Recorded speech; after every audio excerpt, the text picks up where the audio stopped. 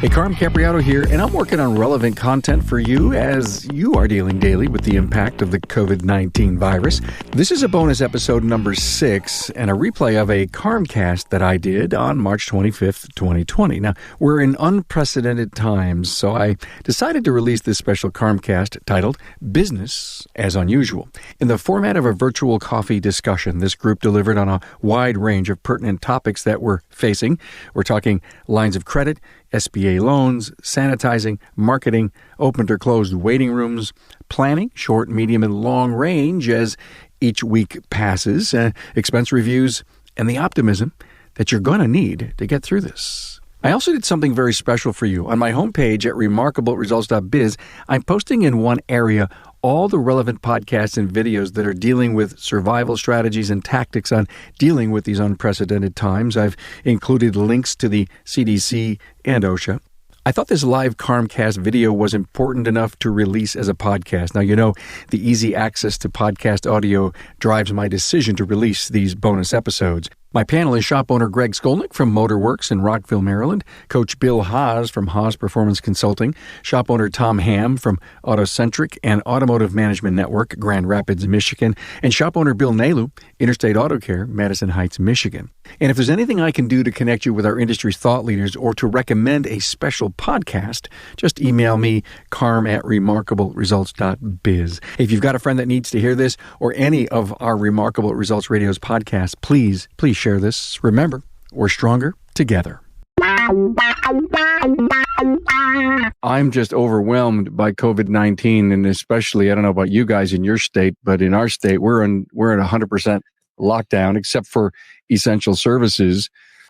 I'm going to the bank today because I have to do a transaction at the ATM, and I'm going to wear gloves. Am I crazy? No, I don't think so. Not today. No, absolutely not. Is it cold there? Well, not those kind of gloves. Well, not those kind of gloves. Okay. Yeah, why those not? Black ones that, technicians wear or healthcare providers, only because, and don't ask me why, I just don't want to touch that keypad. That's what pencils are for. The pencil eraser on the back of it. Boop, all right, boop, Greg. boop, boop. All right, no gloves, pencil with an eraser. Use the gloves. That's fine. Hey, virtual coffee here on a Carmcast. We're going to talk business as unusual. With me is Tom Ham from Autocentric, Grand Rapids, Michigan.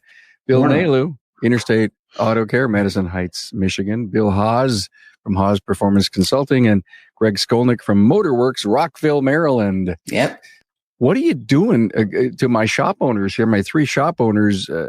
Have you basically said to any of your people, if they don't want to come into work, they don't have to? Yeah. As a matter of fact, we have 2 of our front office people are working from home today. They are remoting in. We have the technology to be able to remote in and use the computers at the shop right now. The tech staff is a little bit more different, and I'm kind of got a plan for that. I'm hoping we can, before having to really shut down, if we get to that point, I'm hoping we never do, maybe we can start skipping around a bit where a guy works 2 days and then off a day or something like that, so we can cut down on the hours. But there's other options here too. And I was just researching in our state, we have, for the state is providing loans and grants for small businesses.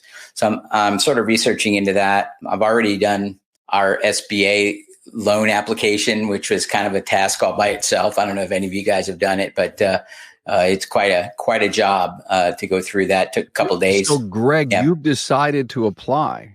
Absolutely. There's no reason why not to. We have no idea where this is going, right? So in order to protect the company and protect the people, I don't know whether we'll get any money out of it, but there's $50 billion you're talking about putting into this thing, or for whatever amount. We might as well get in line. You know that it's already been impacting our company. Our sales are off quite a bit, but we're still doing business. We're okay. I hate to see some of these other companies that are closed. Those people are probably in more need than we are, but you might as well get in line. I feel like I just want to make sure we're looking at all options, whether it be line of credit, I did just open a line of credit for the company, which I've never had I've been in business 40 years. I never needed one, just to have a backup more than anything else. So we'll see what happens. It's interesting. Love to hear all of your opinions. It's an interesting time that we're in. I certainly, in my 55 years, I haven't seen anything sort of this magnitude. And I go to where I have to go, and I've been going for all of these years, is I've got to go to gratitude and try to see it, try to see the good in it, because we can connect ourselves to there was a story here, the Costco that we deal with down the street. People are buying toilet paper in the Costco and selling it in the parking lot for 10 times the price. Incredible. And if we attach ourselves to stories like this, and if we attach ourselves to the minutia, the Jerry Springer hour that is this coronavirus thing, we are going to get buried in it. And so I don't know what it looks like for other people, but it's a reaffirmation for me. I just thank God that for all of these years, I've been extremely conservative with how I spend my money, and I don't have any credit card debt, and I've paid off my debts, and I don't have a house payment, and the building's paid off, and I've got a nice nest egg to draw on. But still, there's this uneasiness, and what I offer to myself and others is I thank God that this workaholic, Bill Nalu, has I installed my own water heater at home. I upgraded to a tankless water heater. That was a 3-day job. And it was nice for my wife to see me at home. And how much did you save? I'm starting to get what Tom Ham's doing. Right. He doesn't have to be at work all day long. And I'm enjoying myself. And she's making home cooked meals. She's got a part-time job as a social worker. And so they've sort of laid her off. And so she's making these home cooked meals. Oh my God. She got laid off. Did you apply for unemployment? So she's having to make these home cooked meals. And we're at the dinner table every night. We're at the dinner table at 7:00, and we're talking about things. And we're talking about sort of what the big picture is. And I guess my offer to the room is the most dangerous people in the history of humanity are people that have surrendered to the things that are uncontrollable. I'll name you 3: Jesus, Gandhi, King. Those are the 3 people, just out of the millions of people, that there's something really important about saying, I don't know where we're going, but I'm sure as hell not going to be part of this fear mongering. And so doesn't mean that we can't be concerned, but fear and caution are 2 different things. And so in my case, I'll just give you a quick example.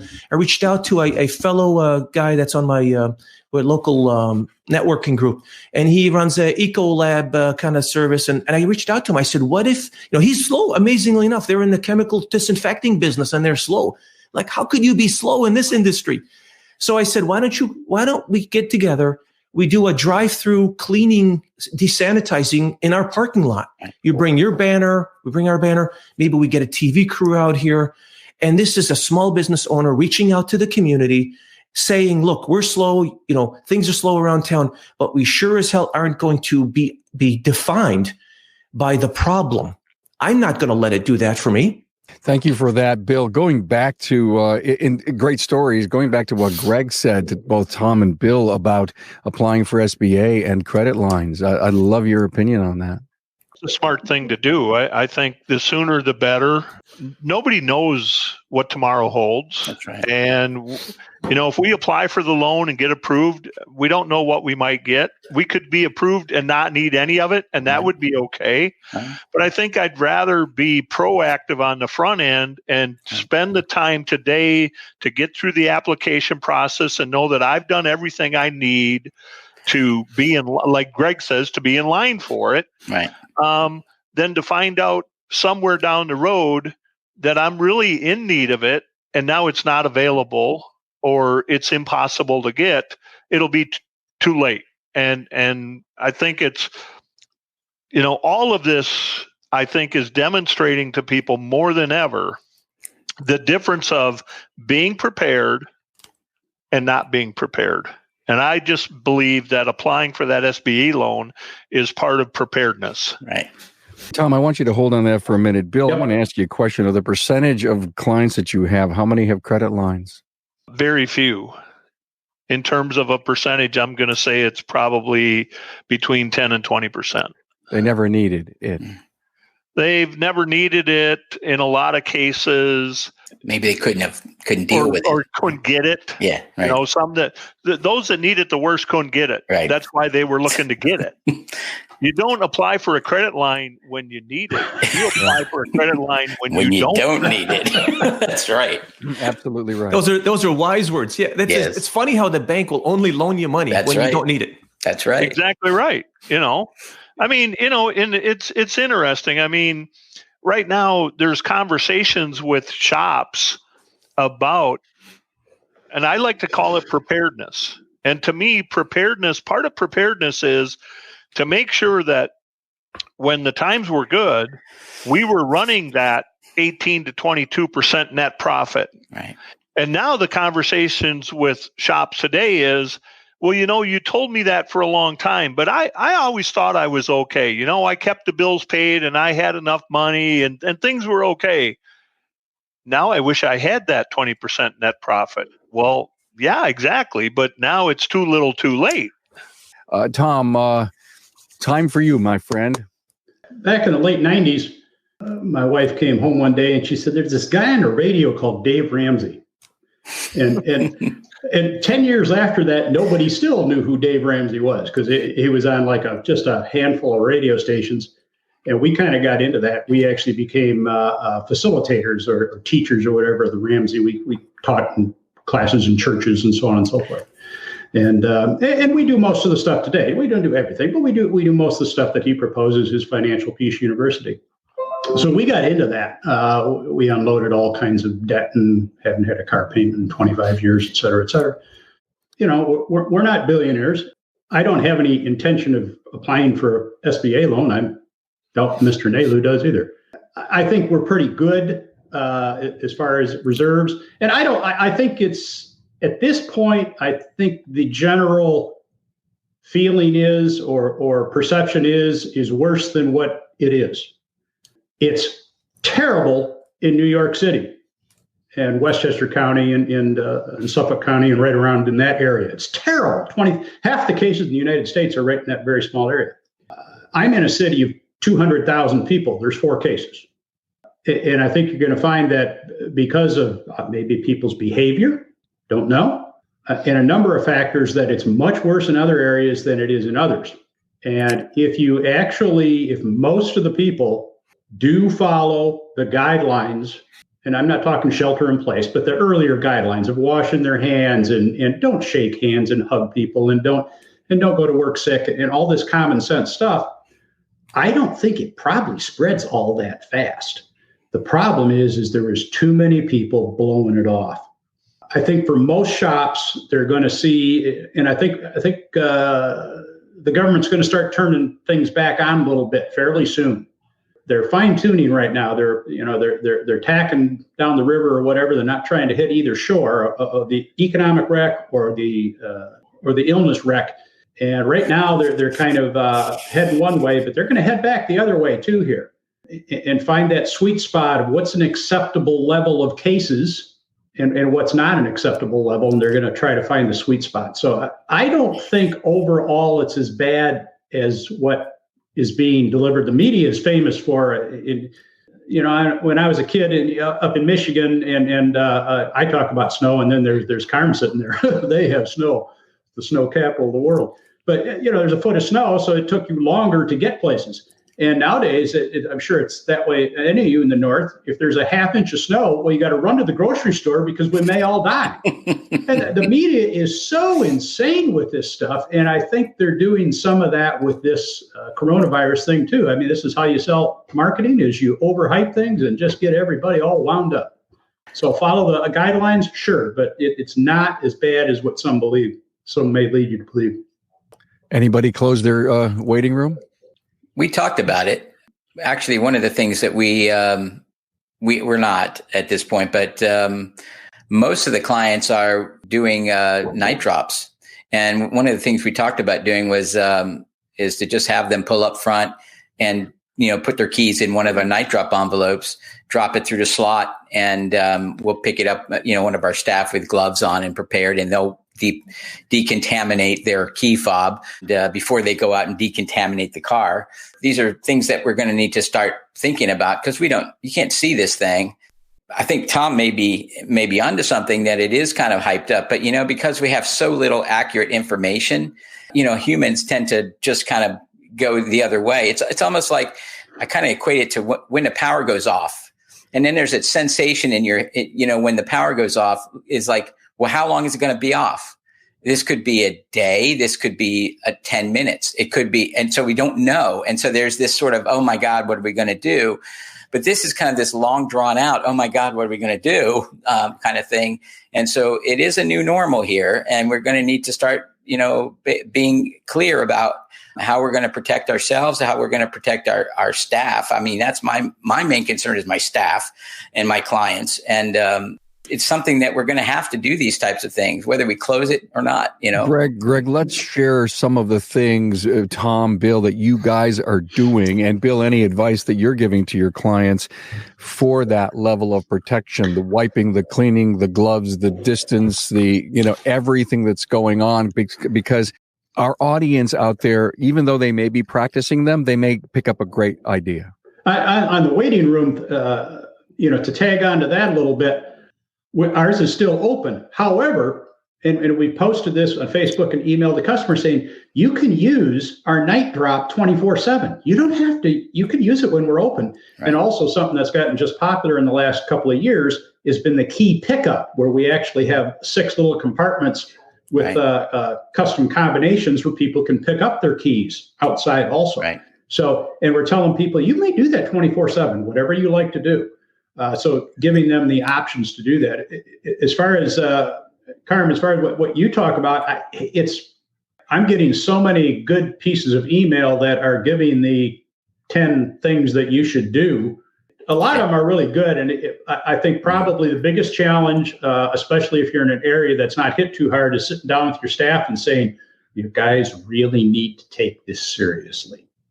And I think that's probably the biggest challenge, and to have them, if you leave, not on just a test drive, but if you leave and you go to a drive-through or you get outside of that vehicle, if you leave, then when you come back to the shop, you must first wash your hands before you do anything else. That goes for everybody there. That's just one thing, and I'll let somebody else tag onto that. Yeah, Greg said something earlier that struck me. And he said, how do you deal with something that you can't see? Right. And it goes back to what I was saying earlier about surrender is what do we do see? I shared something. Carmen and I chat every now and then. I'll call him and give him some crap, and we'll chat for a half hour or whatever. I don't know why he takes my phone calls, but you think he'd be smart enough by now. But Conversations with God, Neil Donald Walsh with Conversation. Greg, I know you're a big fan of his. Yeah, absolutely. But, he was asking somebody at one point, he said, a psychic. He says, why do these calamities happen? And this was because of that tsunami of years ago. She said, it's the only time, crisis is the only time that humanity can realize its oneness.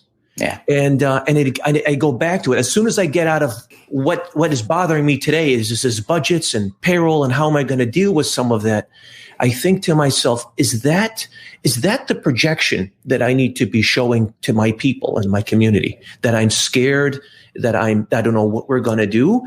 Or am I crystal clear about what this is about and where I'm going here? And so each one of us has an opportunity to reach out to our communities and to be a model of sanity, of clear-headedness, of common sense. Those 10 things that Tom is talking about aren't masks and ventilators and all. It's wash your hands, drink hot water, drink plenty of water, gargle, don't shake hands. Be sensible about how you're going about doing business, and don't freaking panic, because panic doesn't do anybody any good, let alone the kids that live at home, or the wife that may be a stay-at-home mom that's depending on a husband coming home and projecting what a man. And I don't mean to sound sexist here, by the way. It could be a reverse here, but I'm talking about traditionally here. In my case, as a father, I'm just going to use myself as an example. I got to come home and be in charge. And I'm supposed to protect my household. And my household means this household at my work called Interstate Auto Care. My people need to understand that they have somebody in charge that's got this thing under control, even though we don't have it all under control. The stuff that I do know about, I'm in control of. But for an awful lot in our industry to have that level of positivity, it's hard to do. With the pressure of I'm not prepared, I've been struggling, it's been really tough growing and making my business profitable. I would love for us to, and think of the people that are on with us, the people that are going to watch this Carmcast probably don't need this. They probably are just listening to us to affirm the things that they're doing. They're okay, but we've got to get down to that next level. If not, we're going to lose an awful lot of people in this area of unknown. Bill, you were saying it, I think, earlier. Every day, Bill Haas, every day we seem to be a little deeper in the unknown. And when are we going to bail out? I think we are. And I think you have to remember that we're now adjusting to the abnormal because nothing's normal anymore. Right. So whatever happens today won't be what's happening tomorrow. And so, it's how are you going to adjust to the abnormal? But a couple things, I want to go back to the waiting room thing. So my advice to shops is to close your waiting room. Just stop it. Now, I was given that same advice for 10, 15, 20 years because I don't like waiters. Okay. It's really difficult if you think about it from a revenue standpoint. It's really difficult to sell to waiters. Waiters are waiting for one reason: to leave. That's what they want. Today is different. And here's what I want people to think about today. When we look at having a waiting room open, when we create an environment where we allow people to congregate and sit and wait, what's happening today is we're creating a lot of work for ourselves because after someone is there, then someone else now has the responsibility to disinfect that area, make sure all the arms on the chairs are wiped down and the tables are wiped down and the magazines are wiped down. And so now what we did was we created a lot of work. And this is not a time to create more work. This is a time to pay closer attention to taking care of our customers, taking care of our partners, our vendors, suppliers, and taking care of our employees. That's where we should be spending time, not wiping stuff down. There's enough stuff to wipe down without inviting more of it. So close your waiting rooms. In fact, I would recommend that you find ways to conduct business today with as little contact as possible. Nobody needs to come in your waiting room. Nobody needs to come to your front counter like Greg was talking about. Use our after hours drop and use it throughout the day. Okay? Go out and pick up cars and deliver them so that people don't even have to leave their homes. Find ways for your vendors and suppliers to drop off parts without coming into your stores. Set up a table at a side door. When your parts order comes, they drop it off and they can call you or text you to let you know it's there. You can get it. These are the things that we have to start thinking about is how are we going to do that and be able to protect all the people that work for us, all the people that are our customers, and all our vendors and suppliers. Yeah, Bill, if ever there was, and Carm's had multiple episodes about text to pay, email to pay. If anybody out there listening to this doesn't have this technology, if this doesn't do it, if this doesn't show you sort of why it is, if you want to do touchless service, I don't know how you can legally or practically be able to charge people and this idea of manual entries and leaving keys under floor mats and stuff like that. If you don't already have a policy in place where you've gotten out of that business, we've been talking about this for a couple of years now. If you don't have a way to do this now, get on it right away. Get on it now. Go back to some episodes with 360 payment solutions and there's even more than one vendor now that's doing all of this stuff. So, right, absolutely. Although, Bill, one thing I would say, I would respectfully disagree. I agree with the fact that you should close the waiting room. However, what we've been doing, we haven't closed our waiting room. So what we've done, when every customer that walks in the door, and we only have a few coming in the door, we'll wipe down the seats and assure them that everything's been sanitized because we only have 3 or 4 people walking in. What's important to me is the setup to this, is the customer sits there and they're watching, and this is a little thing. You guys know about how I feel about AutoNet TV, but they get to watch TED Talks and they get to watch Candid Camera. They get to watch quality programming on TV so that if they're in there for the first time, they're watching something that they would not see anywhere else in town. And that is quality programming that tells them something about who these people are that are working on their vehicle, the kind of people that are employed in this building. So that's the one thing I would say to that. But I get the health-related issue. It's not something to discount. Thanks, Bill. There's a question that came up from the audience. Hey, guys, the landlords, when time to come to pay, some of us may be short. Yeah.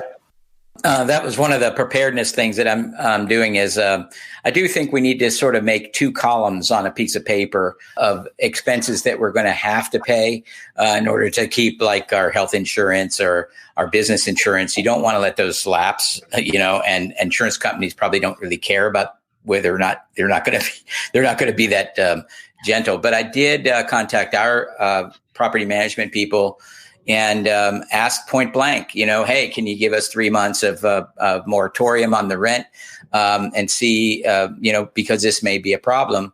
I was kind of impressed that the response I got was really, really well written and really clear that they can't say yes yet, but they realize this is going to be a big problem.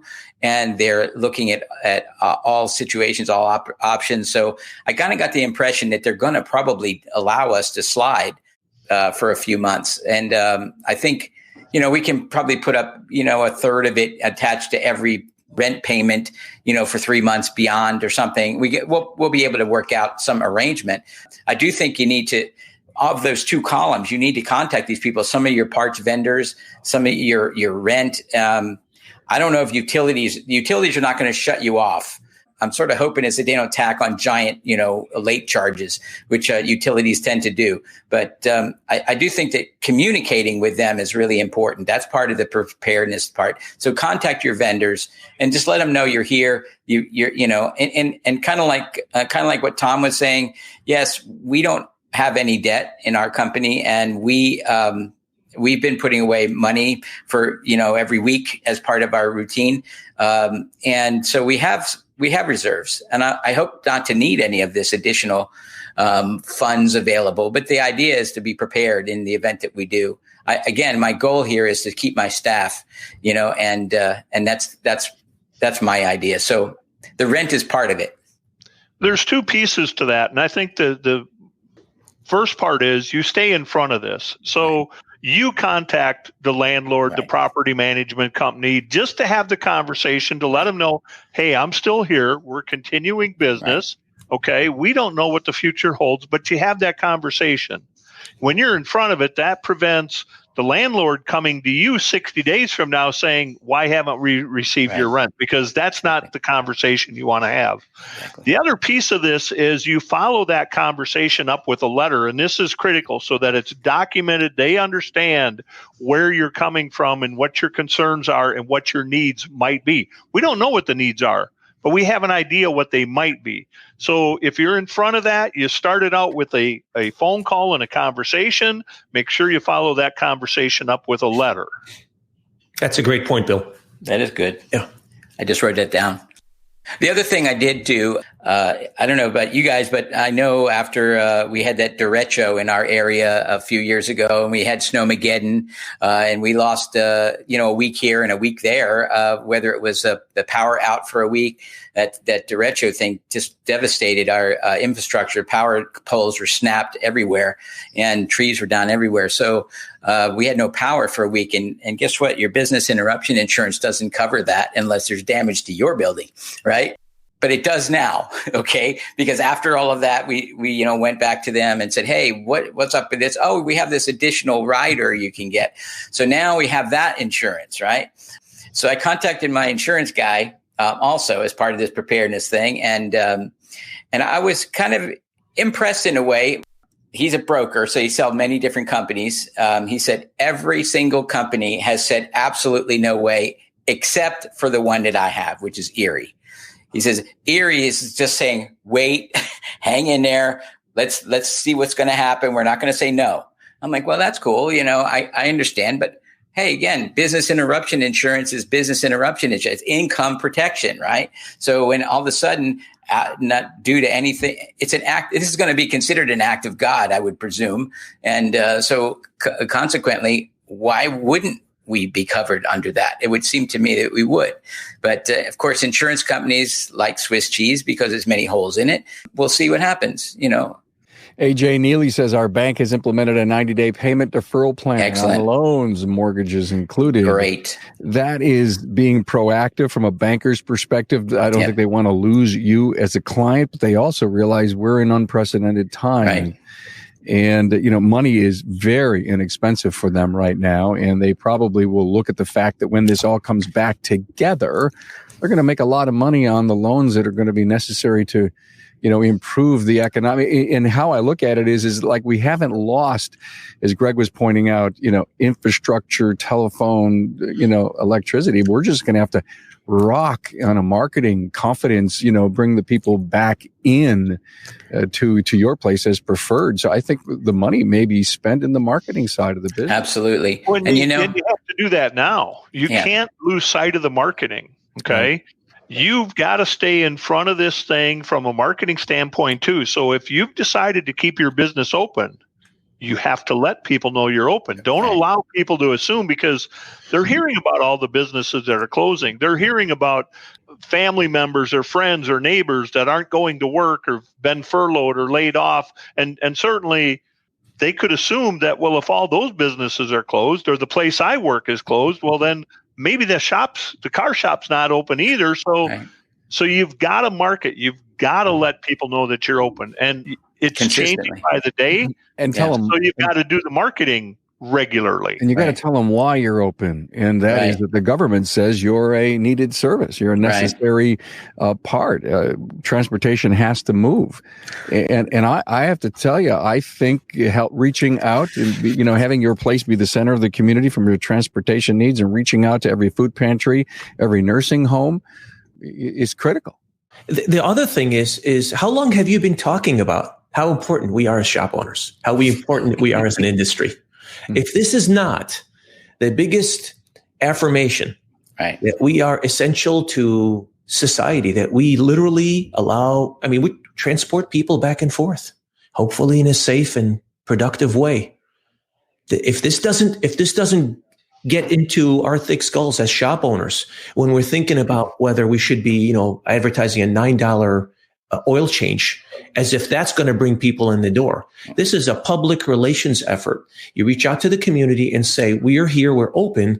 How can we serve you, Mr. John Q. Public? What can we do to help you today? Please ask us what we can do to help. And who knows what comes up of it? But there's a food pantry that was looking for some funds and canned goods and all this other stuff. And I reached out to her, and if it's a customer of mine, a friend of mine, that she's running it. And I said, so what can we do to help? She says, whatever you can think of. So I'm going to send her $100. And she says, wow. She says, I wish other small businesses were willing to do that. And I said, well, you haven't really asked. Go out there on Facebook. Right. And so I'm telling her, why don't you ask? Why don't you ask for her?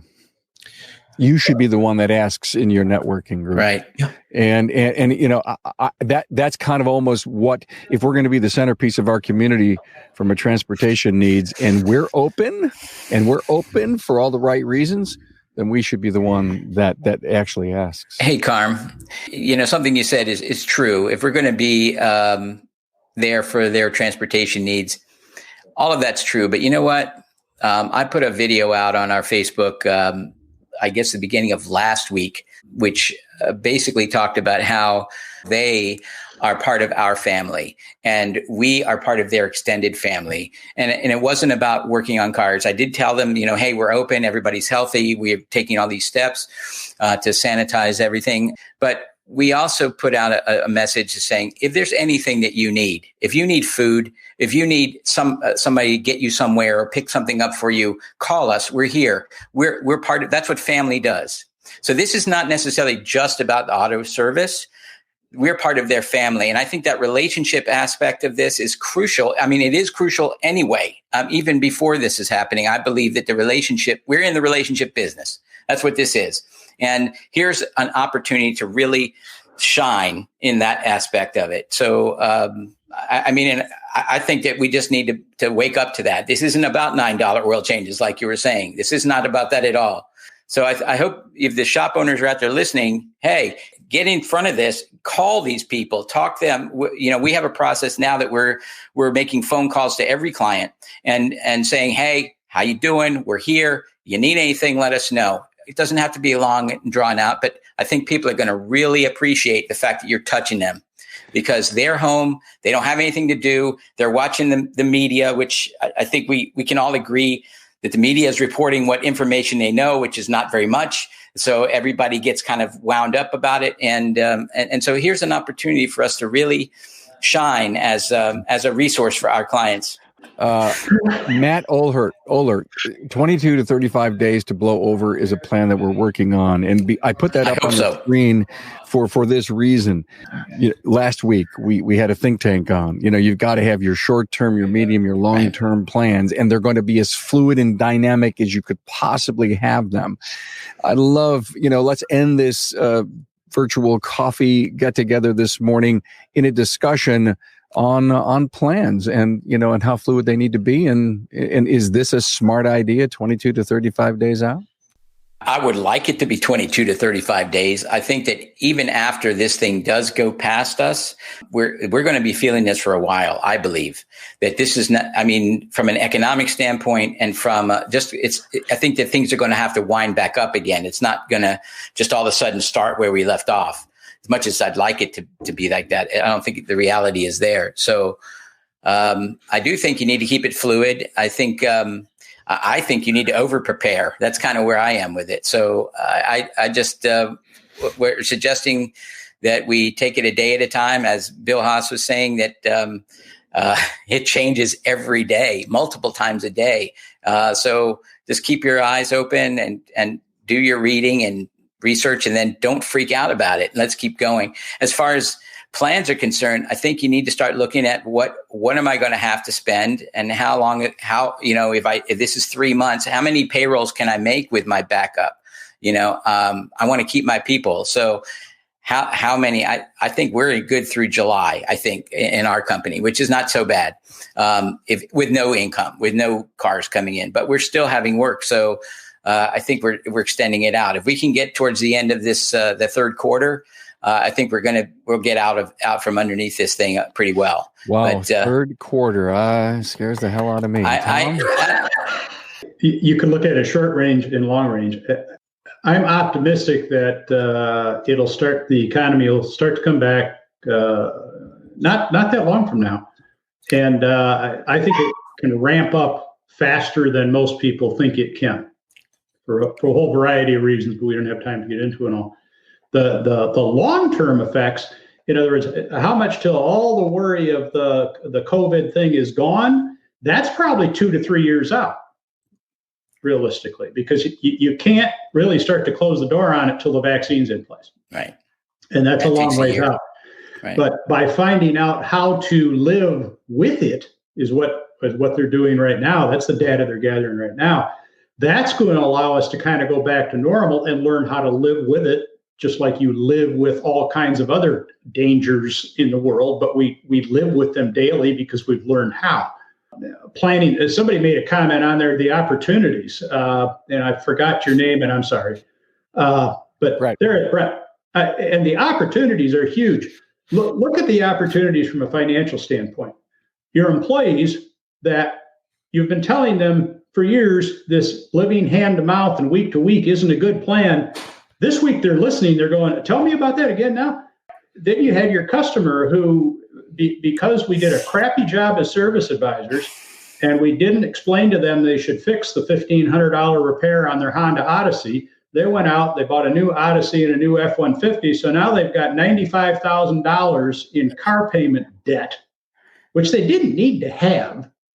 It was our failure to explain to them what they could do. Some people still would, but other people, we've all experienced this, is you explain to people really what the costs of a new car are. Right. And lo and behold, they're fixing up the old one.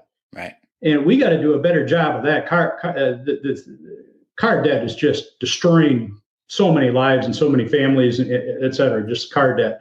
But there are opportunities. There's marketing opportunities. We touched on that a little bit last week. I mean, you can call your customer, and I agree. This is one I don't like to generally call, but I like the idea under these circumstances to call these people and tell them that, you know what? Some of these car parts may get hard to get. Get your car in now. Some of these car parts, the prices may go up. Get your car in now. When this begins to blow over, you've had cabin fever. You're going to want to drive from coast to coast. Let's get your car in now and get it ready. Your car's just sitting in the driveway there collecting dust. It wants to see me. Bring it down. And on and on and on it goes. You can really come up with a whole little list there where you can tell these people, I can give you, how many reasons do you want to bring your car in now, if ever, to get it fixed up? This is the time. And I think people who are aggressive with that are going to tell you, my parking lot's full. So anyway, that's my sermon. Hey, Carm, there's one thing I kind of wanted to touch on, and that is, I don't know if you remember this about me or not, but we have been pre-scheduling our appointments 6 months in advance for 20 some odd years. And so we've trained our clients that's how we do business, kind of like the dentist's office. I hear a lot of pushback on that sometimes from people. They say, my people won't do that, or it won't work. BS. It does work. It's smoothing things out. Here's a prime example of this. We're able to forecast what's coming in a little bit better. I can't say we're not hurting. We are. I mean, people are hibernating a bit, but we have the opportunity now to make sure that this could really have smoothed it out. Instead of having to go out with a fishing pole and bring these people in like this, you're already doing it. I mean, it's just like the dentist's office. So pay attention to that, guys. Okay, pay attention. Yeah. Bill, Nalu, let me give you your last word. Kind of sum up this opportunity thing. Then Bill Haas, I'll let you have the absolute final for this Carmcast. Tom's great website, the Automotive Management Network. If you're not a member, you better be a member of that soon. He always has these great surveys. I'd love to know if you had a survey out asking the average shop owner whether they consider themselves, in an absolute form, of course, whether they consider themselves a pessimist or an optimist. And if I would venture to guess that if there was such a thing, probably 80 to 90% of us would say, well, of course I'm an optimist. I got my own business. I made it through the first 5 years with the 80%ers dropping off. And that second 5 years, I made it through that last 20% of those people so I've made it through. So of course I'm an optimist. Well, it's time to prove what an optimist is today. It's not just getting past the first 5 years or the second 5 years. 30 years into this, you're still going to have to prove that you're an optimist. And so we go back to what we said, all along here for the last, God knows how long, hour now, is it's time to shine. And then if you can't find the optimism within yourself, find it in somebody else, cause it to happen into somebody else's life. And suddenly you feel optimistic. So if you can't love yourself enough to do that for yourself, for God's sakes, do it for somebody else. Great words of wisdom, Bill. Thank you. Bill Haas, firm this up for us. Well, we've spent a lot of time talking about being open and staying open and how all that might work and things we could do. But a word of caution, there are shops that will close. And there will be some shops that will close because they weren't prepared. They didn't listen. They, didn't pay attention to what was going on.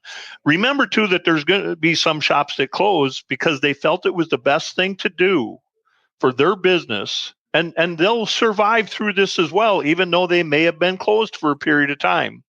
The thing that I want to remind everybody of is this. It's more important now than ever to make good decisions in the best interest of your company and your people and the people that you serve. What everybody has to remember is when you go home at night, you've got to be able to put your head on a pillow and go to sleep. Make decisions that will allow you to still get a good night's sleep. Wise words. Wow. Thank you, Father Bill. Namaste. Honest to God, yeah, good stuff. Hey, listen, on my homepage on the website, anything we've done on COVID-19, any Carmcast, any episode that we've ever put out is listed on the homepage. If any, I even have links to CDC, OSHA, and Department of Labor there, which is where you're going to get the most accurate information. Thank you, Tom Ham, Autocentric, and Automotive Management Network. Bill Nalu, Interstate Auto Care, Madison Heights, Michigan. Greg Skolnik, Motorworks, Rockville, Maryland. And Bill Haas, Haas Performance Consulting.